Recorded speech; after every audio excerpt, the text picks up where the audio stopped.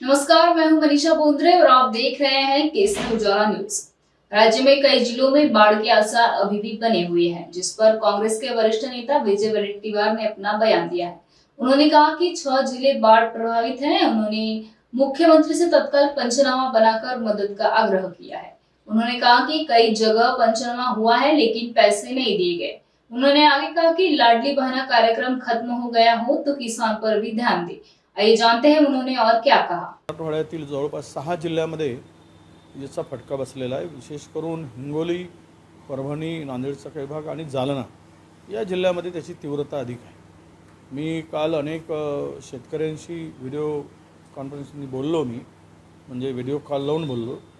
आता त्यामध्ये आम्ही मुख्यमंत्र्यांना आणि मंत्र्यांना सगळ्यांना पत्र लिहिले आहे की तुम्ही तातडीनं पंचनामे करून त्यांना मदत करा आणि किमान कापूस उत्पादक शेतकऱ्याला हेक्टरी 50,000 रुपये आणि सोयाबीनच्या याला 25,000 रुपये किमान मदत झाली पाहिजे, ही मागणी आम्ही केली आणि मदत तातडीनं द्या। कारण आमच्या आता अतिवृष्टीमध्ये आपल्या पुरामुळे चंद्रपूर जिल्ह्यातील आणि गडचिरोली जिल्ह्यातील नुकसान झालं, सर्वे झाले, पंचनामे झाले, परंतु अजूनही पैसे मिळाले नाही, अद्यापही दिले गेले नाहीत। मग काय देणार, कधी देणार? शेतकरीचा जीव गेल्यावर देणार? तर त्यामुळे आता हातात तोंडाशी आलेला सगळा घास हिरावला गेला आहे।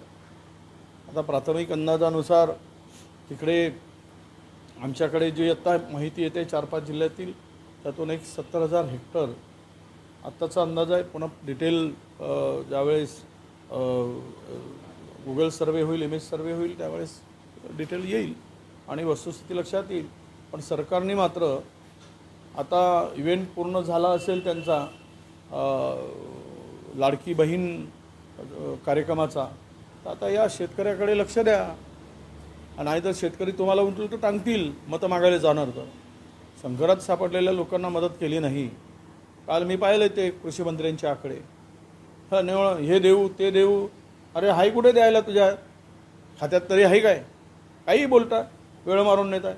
त्या खात्यामध्ये पैसेच नाही होते। 4,000 कोटी रुपये ते खरेदीसाठी, 2,000 कोटी रुपये खरेदीसाठी त्यांनी वरती करून घेतले। शेतकऱ्याला कुठे पैसे आहेत? मदत पुनर्वसन विभागाकडे पैसेच नाहीत, सरकारच्या तिजोरी नाहीत, तर तिथे पैसे कुठे?